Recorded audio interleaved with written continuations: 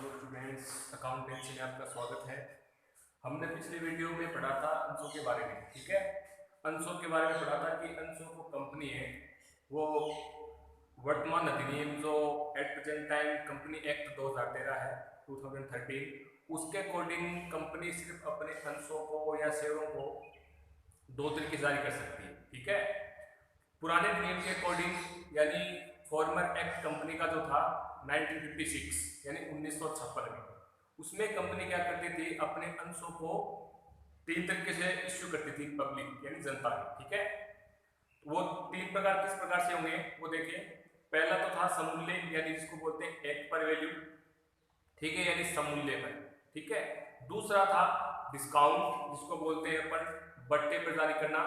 आप जानते हैं डिस्काउंट का मतलब छूट यानी जितनी उसकी वैल्यू होती है उससे कम पर उसको इश्यू करना। और नंबर 3 एट प्रीमियम यानी प्रतिभूति सिक्योरिटी प्रीमियम भी बोलते हैं। ठीक है, यानी उसके नॉमिनल वैल्यू से अधिक मूल्य पर अंशों को जारी करना। ठीक है, तो अपन बात करते हैं इसमें कि फॉर्मर एक्ट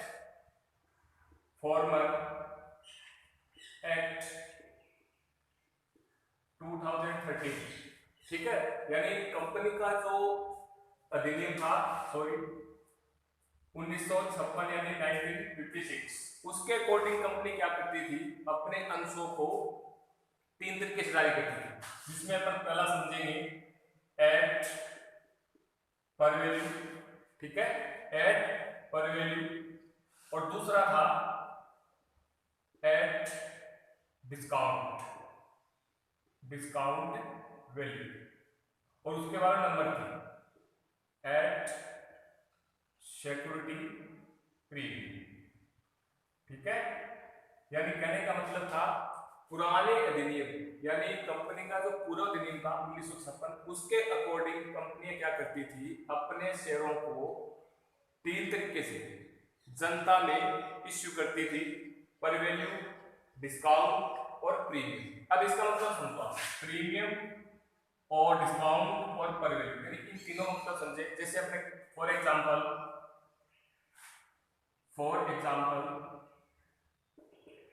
ठीक है, जैसे अपन मान लेते हैं कि इक्विटी शेयर है, उसकी जो रेट है वो है 10 रुपीज।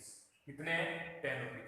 अब इसको अपन इस प्रकार से बोलेंगे, इक्विटी शेयर इसकी वैल्यू यहाँ पे कितनी दी गई है, 10 रुपए पर ईच हो गया। ठीक है ना, ये क्या हो गया पर ईच, यानी एक अंश की जो कॉस्ट है यानी उसकी जो प्राइस है वो कितनी है 10 रुपीज है। ठीक है, अब इसको अपन बोल सकते हैं नॉमिनल भी बोल सकते हैं इसको, नॉमिनल वैल्यू, नॉमिनल प्राइस या नॉमिनल वैल्यू, और या इसको बोलेंगे अपन फेस वैल्यू। दोनों का मतलब एक है। ठीक है ना, नॉमिनल क्या हो जाएगा, नॉमिनल वैल्यू।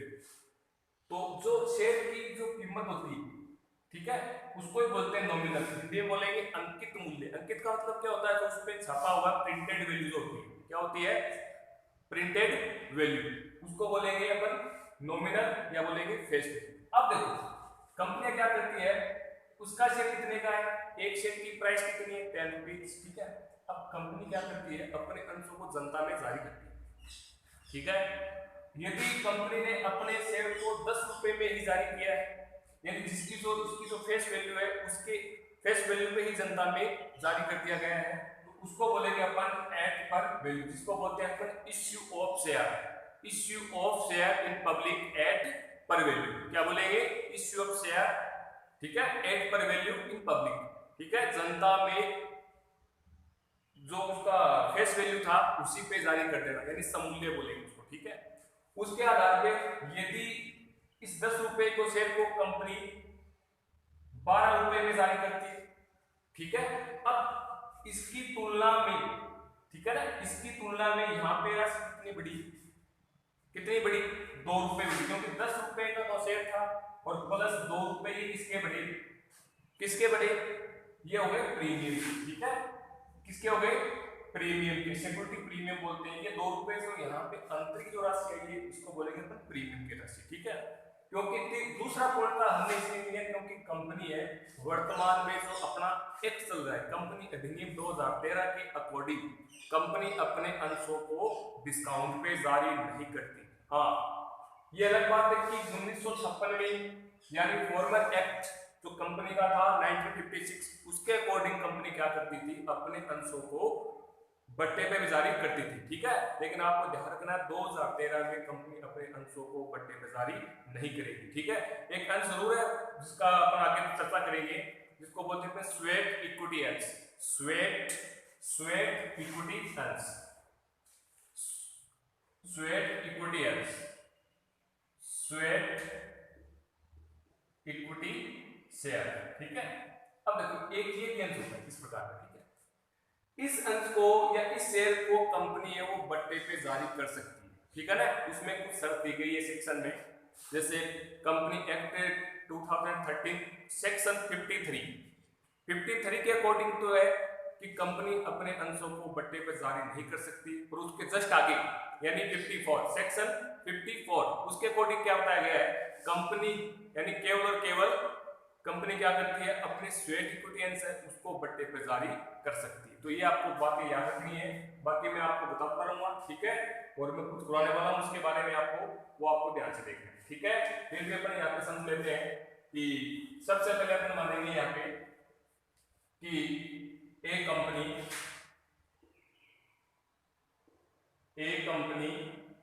में इश्यू ऑफ शेयर, यानी कहने का मतलब क्या है, एक कंपनी है वो अपने अंशों को किस प्रकार से नियुक्त कर सकती है, ठीक है। सबसे पहले अपन बात करेंगे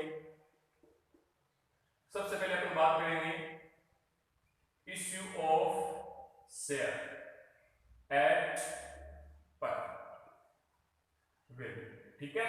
यानी सबसे पहले अपन बात करेंगे कंपनी है वो अपने अंशों को समूल्य पर जारी करती है। समूल्य का मतलब मैंने बताया आपको, जो शेयर की फेस वैल्यू होती है उसी वैल्यू पे इश्यू कर देना पब्लिक में, क्या कहलाएगा, समूल्य बोलेंगे या बोलेंगे पर वैल्यू, ठीक है। फिर भी अपन इसके बारे में लिख सकते हैं, इसका मतलब क्या होता है, इश्यू ऑफ शेयर एट पर मीन्स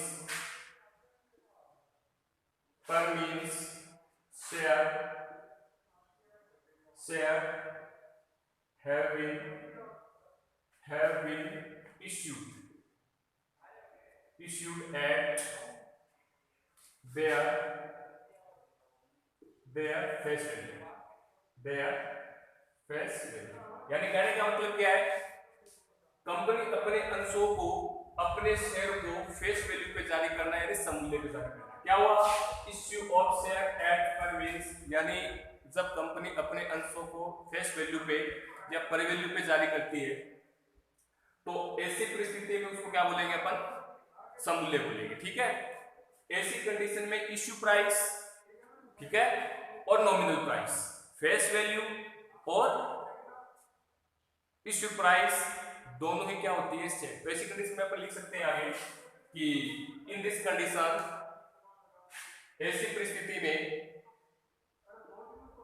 फेस वैल्यू ऑब्लिक, यहां पे लिखेंगे, सॉरी यहां पे लिखेंगे face value and issue price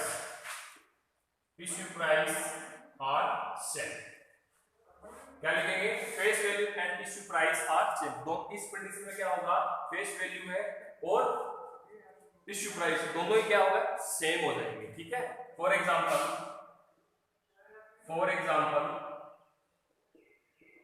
तौर पे अपन समझ सकते हैं कि एक शेयर की जो प्राइस है वो अपन मान लेते हैं, जैसे मान लेते हैं इक्विटी शेयर, इसकी जो फेस वैल्यू है वो है, अपन यहां पर मान लेते हैं 10 रुपीज, यानी पर वैल्यू बोलते हैं, ठीक है। यानी जो जितना लिखा हुआ है उस शेयर पे उसकी कीमत को बोलते हैं। और फिर इसको अपन क्या कर देंगे, इश्यू करेंगे, और इश्यू भी हमने कितने में किया, 10 रुपए, ठीक है, 10 रुपीज।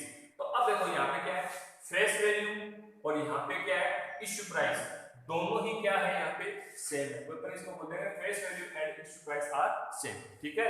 यानी कहने का मतलब है 10 रुपए का अंश है, शेयर है, उसको 10 रुपए में इश्यू करना, ठीक है। आ गया समझ में। अब देखो दूसरा अपन पढ़ेंगे, इसमें दूसरे की बात करते हैं यहाँ पे, issue of share at security premium,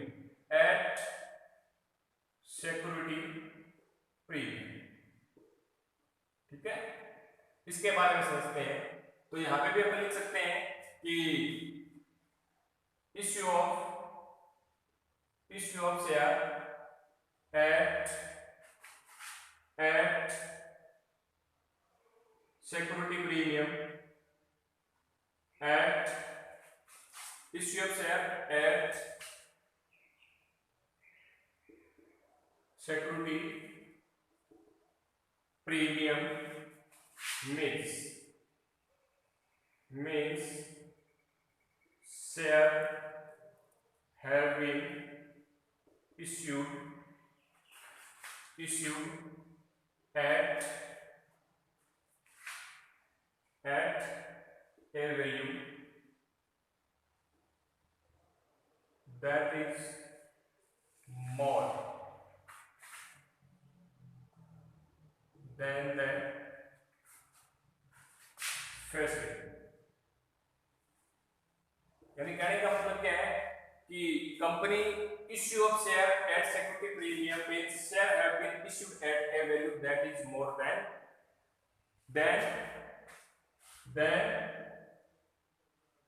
face value. यानी कहने का मतलब क्या है कि कंपनी अपने अंशों को या शेयरों को उसके अंकित मूल्य से अधिक मूल्य पर जारी करना। ठीक है, कंपनी द्वारा अपने अंशों को या शेयर को जनता में जारी करती है और यदि अपन यहाँ पे समझ सकते हैं कि 10 रुपए का इक्विटी शेयर है उसको 12 रुपए में इश्यू करना या फिर उसको 15 रुपए में इश्यू करना।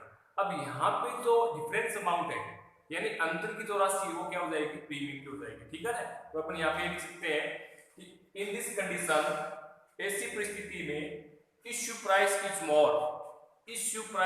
More than face value.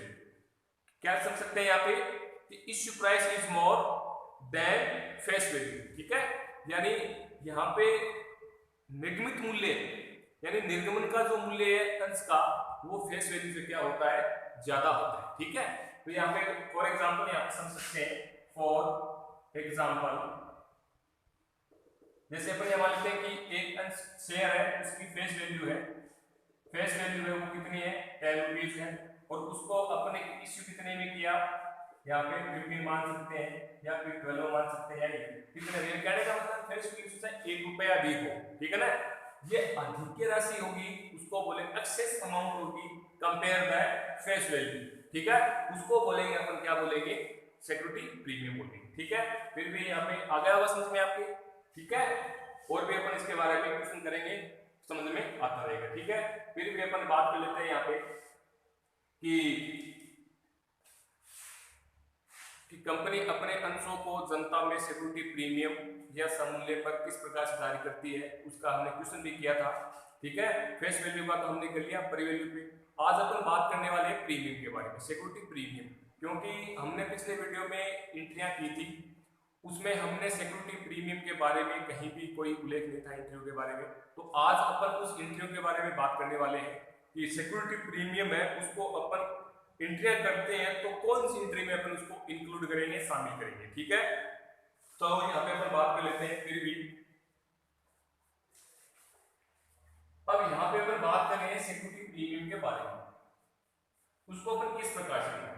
सबसे पहले बात करते हैं अपन सिक्योरिटी प्रीमियम यानी प्रतिभूति।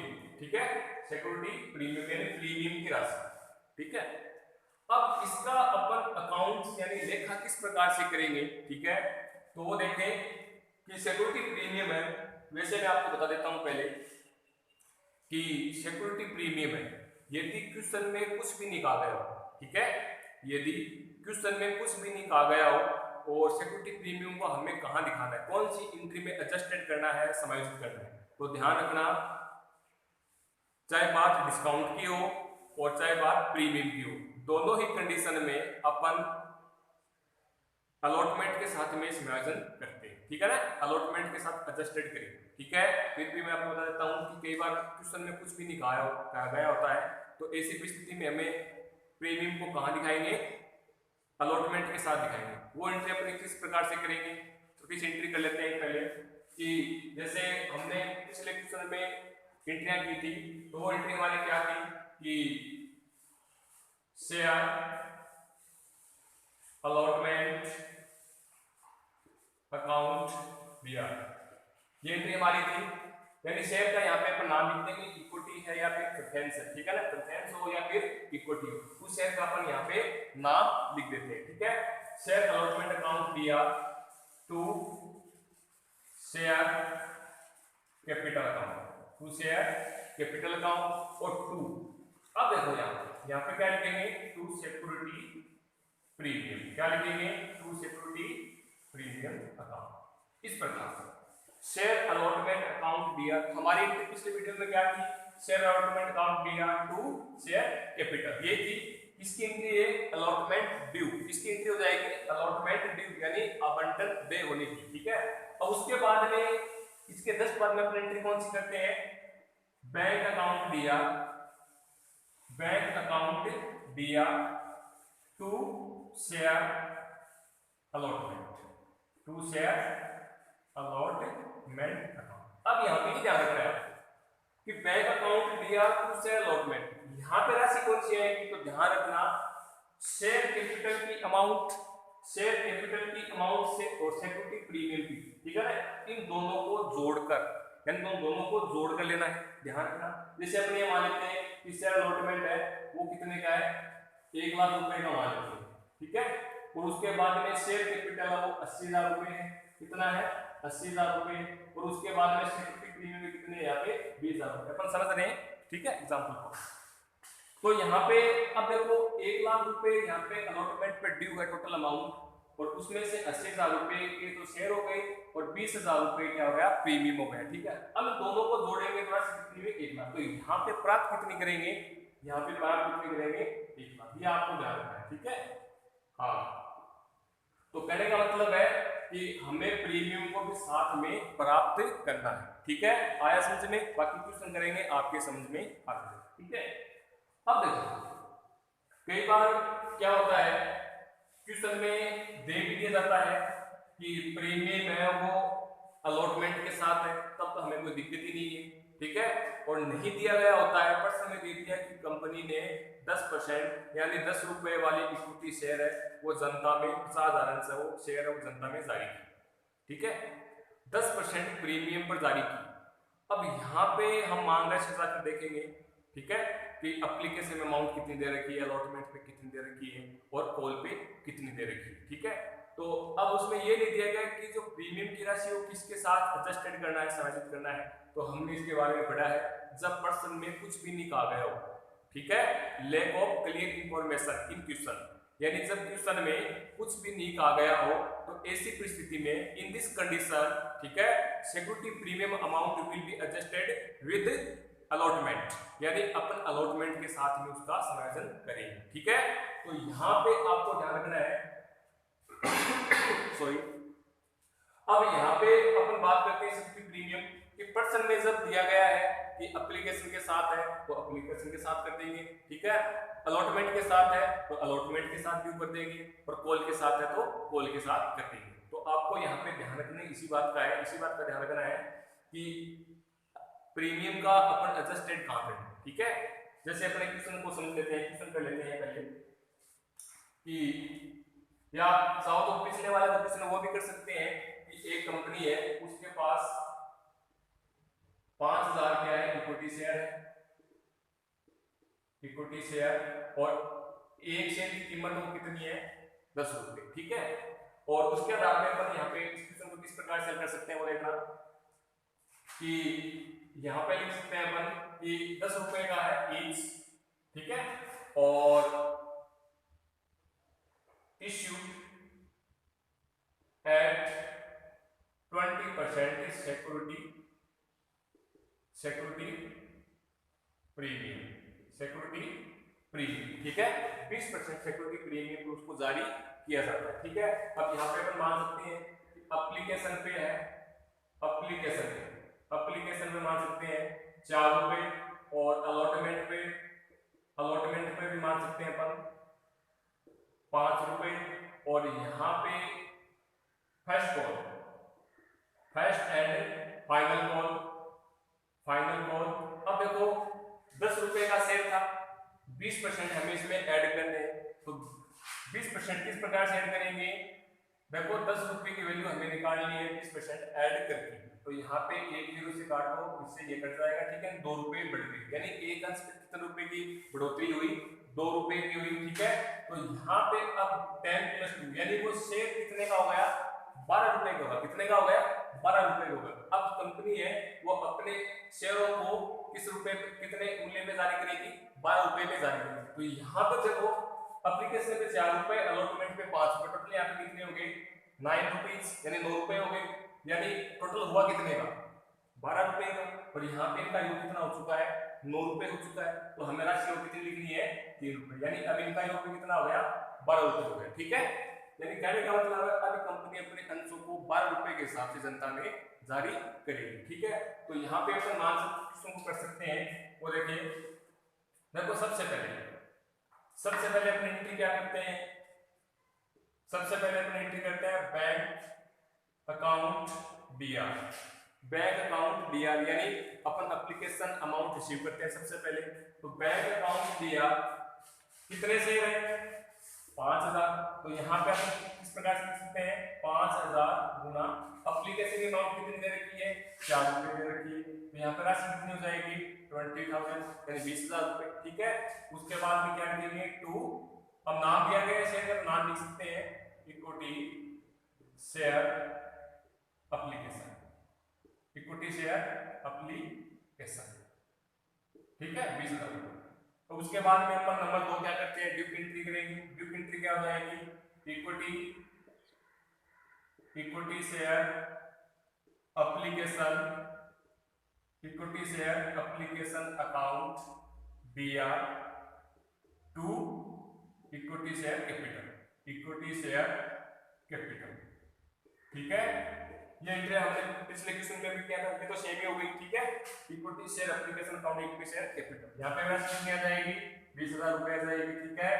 अब देखो, अब यहाँ पे एप्लीकेशन की राशि दी गई 4 रुपए, अलॉटमेंट कितनी दे रखी 5 रुपए, और यहाँ पे फर्स्ट एंड फाइनल कॉल कितनी 3 रुपए। तो अब देखो 12 रुपए हो गया, ठीक है। तो अब हमने राशि निकाली थी इस क्वेश्चन में कि प्रीमियम की राशि कितनी निकाली थी हमने, 2 रुपए निकाली थी। सिक्योरिटी प्रीमियम की अमाउंट हमने कितनी निकाली थी, 2 रुपए। तो यहाँ पे अपन इस अलॉटमेंट को इस प्रकार से लिख सकते हैं कि 3 रुपए तो अलॉटमेंट के हो गए और 2 रुपए किसके हो गए, सिक्योरिटी प्रीमियम के। अब इनका योग कितना हुआ, यहाँ पे 5 रुपए हो गया, ठीक है। यानी 3 रुपए तो अलॉटमेंट के हो गया और 2 रुपए सिक्योरिटी प्रीमियम के हो गए, ठीक है। तो नेक्स्ट अपन एंट्री किसकी करेंगे, अब अलॉटमेंट ड्यू की करेंगे। तो वो एंट्री हमारी क्या थी, नंबर 3 एंट्री क्या थी, equity share allotment account BR, यानी debit, equity share allotment account debit या BR। उसके बाद है 2 इक्विटी शेयर कैपिटल अकाउंट। उसके बाद में 2 सिक्योरिटी प्रीमियम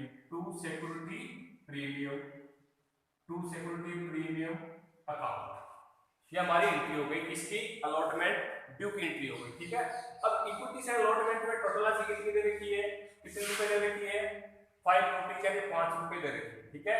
तो अपन इसको किस प्रकार से करेंगे, टोटल शेयर कितने हैं, 5000। तो यहाँ पे अपन लिखेंगे 5000 इंटू 5, क्योंकि अलॉटमेंट की टोटल राशि कितनी है 5, तो यहाँ पे लिखेंगे 5। कितना जाएंगे, यहाँ पे राशि जाएगी 25,000 इन 25,000। अब देखो हमने यहाँ पे ये राशि निकाली, 3 रुपए तो अलॉटमेंट के और 2 रुपीज किसके हैं, सिक्योरिटी प्रीमियम की। तो यहाँ पे अपन लिख सकते हैं कि 5,000 शेयर और उसकी अलॉटमेंट की राशि कितनी है 1 रुपए, यहाँ पे राशि कितनी हो जाएगी 15,000, और यहाँ पे 5,000 इंटू 2 रुपए कितना राशि हो जाएगी 10,000, ठीक है।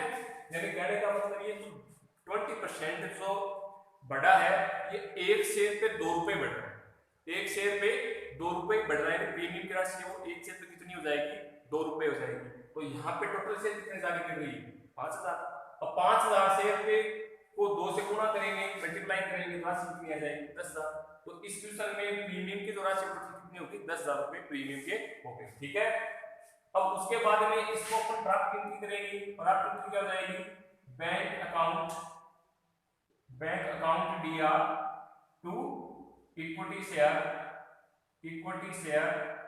अलॉटमेंट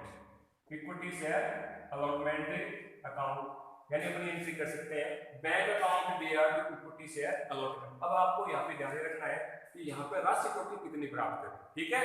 तो राशि यहाँ पे कितनी, अभी मैंने बताया आपको कि जब भी अलॉटमेंट पे सर्टिफिकेट प्रीमियम ड्यू होता है, तय होता है, तो अपन अलॉटमेंट के साथ ही प्राप्त करते हैं, ठीक है। तो टोटल राशि कितनी दे रखी है यहाँ पे, इस अलॉटमेंट राशि कितनी दे रखी है 25,000, तो यहाँ पे राशि कितनी प्राप्त करेंगे अपन 25,000 रुपए, ठीक है। ये आपको ध्यान रखना है, ठीक है। आया समझ में? आगे आप खुद भी कर सकते हैं। फर्स्ट एंड फाइनल कॉल कितनी है 3 रुपए, तो एंट्री क्या हो जाएगी equity share first and final call account debit यानी DR to equity share capital 3 rupees 5 से गुणा करके कितने हो जाएंगे 15,000। ड्यूटी भी कर देंगे, रिसीव भी कितने करेंगे 15,000। रिसीव की एंट्री क्या हो जाएगी bank account DR to equity share first and final call, यानी पूरा अपनी एंट्री कर सकते हैं, ठीक है। आया समझ में? ठीक है। तो हमने अभी तक क्या क्या पढ़ा है, दोबारा रिपीट कर लेते हैं अपन कि पुराने दिनियों कंपनी का जो पुराना एक्ट था फॉर्मेट एक्ट ऑफ कंपनी 1956, ठीक है, उसके अकॉर्डिंग कंपनी अपने अंशों को यानी अपने शेयरों को तीनों तरीके से जारी कर सकती थी। जितने का अंश है शेयर है उतने में, या उसके वैल्यू से कम पे, या उससे ज्यादा पर, ठीक है। कम पे करती तो अपन उसको बोलते थे डिस्काउंट, लेकिन वर्तमान अधिनियम 2013 यानी कंपनी का जो वर्तमान एक्ट है उसके अकॉर्डिंग कंपनी अपने अंशों को डिस्काउंट पे इश्यू नहीं करती। तो कब करती थी 1956 में। अब अपन जो भी क्वेश्चन करेंगे, ठीक है, शेयर का क्वेश्चन करेंगे, वो अपन कभी भी डिस्काउंट पे नहीं करेंगे, ठीक है, क्योंकि 2013 में कंपनी अपने अंशों को डिस्काउंट पे इश्यू करती ही नहीं है, ठीक है। सिवाय किसके एक्सेप्शन था, हमने अभी भी बात की थी स्वेट इक्विटी शेयर, ठीक है। कंपनी एक्ट 2013 सेक्शन क्या था अपना 53, यानी कंपनी अधिनियम 2013 के आधार पर उसमें एक धारा थी 53, ठीक है, उसके अकॉर्डिंग कंपनी अपने अंशों को डिस्काउंट पे जारी नहीं करती, किंतु 54 सेक्शन 54 यानी धारा 54 के अकॉर्डिंग कंपनी अपने अंशों को जारी कर सकती है, किस पे डिस्काउंट पे। तो कौन से स्वेट इक्विटी शेयर यानी समता, ठीक है, समता अंशों को स्वेट समता अंशों को जनता कंपनी या कंपनी है वो जनता में जारी कर सकती है, ठीक है। इस चीज को आपको ध्यान रखना है, ठीक है। आज के लिए इतना ही, बाकी अगले वीडियो में बात करते हैं।